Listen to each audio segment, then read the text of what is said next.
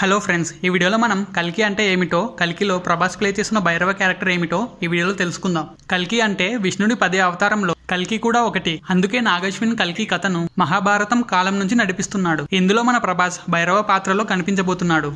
భైరవుడు అంటే కాలభైరవుడు, శివుడి అంశతో పుట్టినవాడు. శివుడిలో ఉండే అన్ని శక్తులు భైరవలో ఉంటాయి. కాలభైరవుడు అంటేనే కాలాన్ని జయించేవాడు, ఒక కాలం నుంచి మరో కాలానికి ప్రయాణించేవాడు. మగధీరలో మనకు రామ్ చరణ్ ని కూడా రాజమౌళి కాలభైరవ క్యారెక్టర్ ను ఒక కాలం నుంచి మరో కాలానికి తీసుకెళ్లాడు. ఇప్పుడు నాగశ్విన్ కూడా ప్రభాస్ కాలభైరవ క్యారెక్టర్ ను మహాభారతం కాలం నుంచి 2898 వరకు భైరవ క్యారెక్టర్ ను తీసుకుపోయి మనకు కొత్త ప్రపంచాన్ని చూపించబోతున్నాడు. మరి ఆ కొత్త ప్రపంచం ఎలా ఉంటుందో చూడాలంటే కల్కి రిలీజ్ వరకు వెయిట్ చేయాల్సిందే. ఇప్పటికే నాగశ్విన్ కల్కిని స్టార్ క్యాస్ట్ తో నింపేశాడు. అదర్ లాంగ్వేజెస్ స్టార్ హీరోస్ కూడా కల్కిలో మెయిన్ రోల్ లో కనిపించబోతున్నారు. కల్కిని ఇండియాలోనే హైయెస్ట్ బడ్జెట్ తో తెరకెక్కించాడు నాగశ్విన్. ఎలక్షన్ షెడ్యూల్ కారణంగా పోస్ట్ పోన్ అయిన కల్కి జూన్ నెలలో రిలీజ్ అయ్యే ఛాన్స్ ఉంది. సో ఫ్రెండ్స్, మరి మీరు ఎంతమంది ఈ సినిమా